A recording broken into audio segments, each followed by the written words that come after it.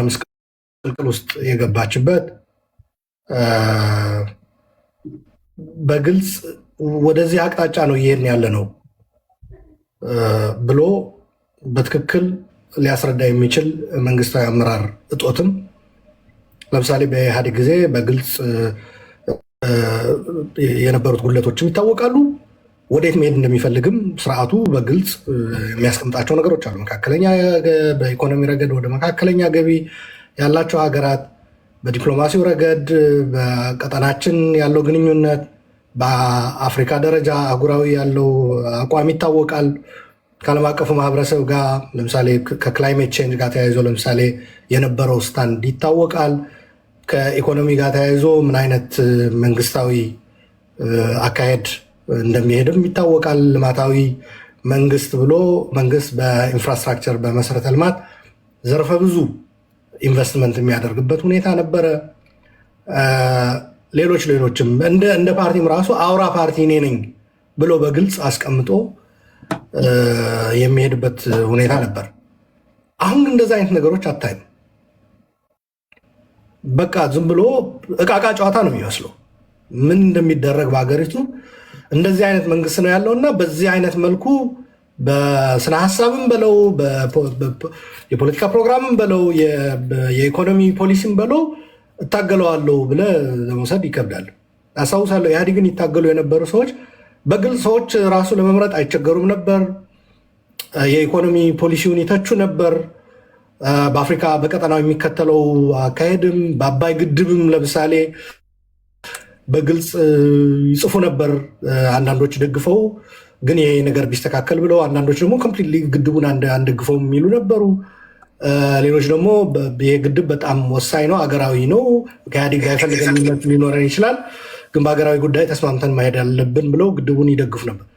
እንደዚህ አይነት ነገር የለም። አሁን በሀገሪቱ ለሽያጭ ለድርድር የማይቀርብ ነገር የለም። ይሄ ዝም ብሎ ብሔራዊ ጥቅም መስመር አስምረህ ከዚህ እስከዚህ ድረስ መደራደር እንችላለን፣ ከዚህ በላይ ግን ብለህ የምታስቀምጠው የለም። ኢህአዴጎች በዛ ይታወቁ ነበረ። ለምሳሌ መለስ ከረሜላ ስሰጡን ግማሽ ከረሜላን ብትሰጡን ፖሊሲያችንን እስካልነካችሁ ድረስ ግማሹን ከረሜላ እንወስዳለን፣ 2 3 4 ሰጥታችሁን ግን ፖሊሲያችሁን አስረክቡ ካላችሁን 4ቱን ከረሜላ ይዛችሁ ገደል መግባት ትችላላችሁ ብሎ በግልጽ የሚያስቀምጥ አመራር ነበር። አሁን እንደዛ አይነት ነገር የለም።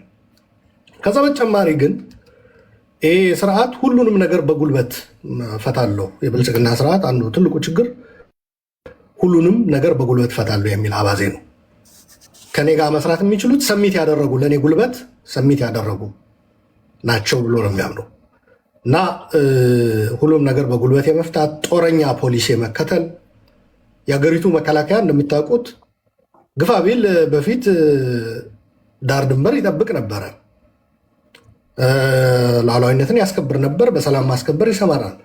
አሁን የሀገሪቱ መከላከያ እኮ በኦሮሚያ በአማራም በተለያዩ አካባቢዎች ሚሊሻ ሊሰራው የሚገባ ፖሊስ ሊሰራው የሚገባ ስራ ተሰማርቶ በራሳቸውን በፓርላማ በወቅቱ የመከላከያ ሚኒስቴር የነበሩት ዶክተር አብርሃም በላይ መከላከያው ሚሊሻና ፖሊስ እየሆነ ነው እና ማረፍ ይፈልጋል። ሌሎችም ጄኔራሎች ይህንን ነገር የደገሙት ይመስለኛል በሆነ ወቅት።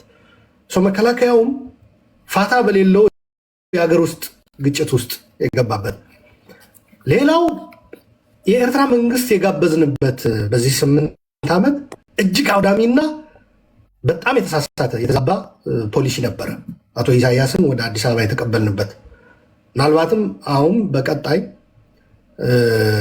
መንግስት አሁን ተገልብጦ ያው ከአቶ ኢሳያስ ጋር ስለተጣላ ብልጽግና እየከሰሳቸው ያሉ ተቃዋሚዎች የዛ ዳፋ ነው ብዬ ነው የማምነው። አቶ ኢሳያስ በሩ ተበርግዶ ሲሰጣቸው ያኔ ገቡ። አሁን እንዴት ይውጡ?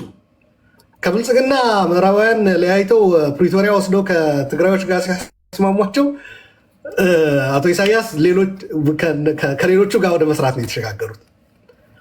ብልጽግናን በጦርነት ወቅት ጠፍንገው ይዘው ሲጠቀሙበት ነበር አቶ ኢሳያስ። ከዛ ብልጽግና ከእጃቸው እንዳፈተለከ ሲያውቁ ከሌሎች ጋር ወደ መስራት ነው የገቡት።